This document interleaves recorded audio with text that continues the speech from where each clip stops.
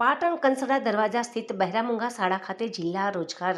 વિનિયમન કચેરી તેમજ પાટણ જિલ્લા સમાજ સુરક્ષા કચેરી પાટણના સંયુક્ત ઉપક્રમે દિવ્યાંગ રોજગાર ભરતી મેળો યોજાયો હતો।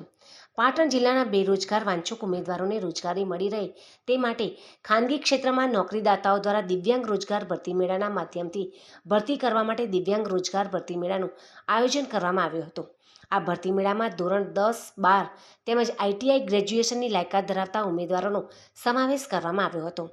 આ ભરતી મેળામાં ખાનગી ક્ષેત્રમાં નોકરીદાતાઓ દ્વારા વેરહાઉસ એસોસિએશન, ઇન્ટરપ્રિટુર તેમજ ટ્રેનિંગ એપ્રેન્ટિસ તેમજ પેકિંગ સહિતની વિવિધ ખાલી જગ્યાઓ પર હાજર રહેલા દિવ્યાંગ ઉમેદવારોનું સ્થળ પર જ ઇન્ટરવ્યૂ યોજાયા હતા, જેમાં ખાનગી ક્ષેત્રની 5 કંપનીઓના નોકરીદાતાઓ દ્વારા ઉમેદવારોને જરૂરિયાત લાયકાતના ડોક્યુમેન્ટોની ચકાસણી કરી સ્થળ ઉપર જ રોજગાર નોકરી વાંછુક ઉમેદવારોને નિમણૂક કરવામાં આવી હતી। આ ભરતી મેળામાં પાટણ જિલ્લા રોજગાર વિનિયમન કચેરી તેમજ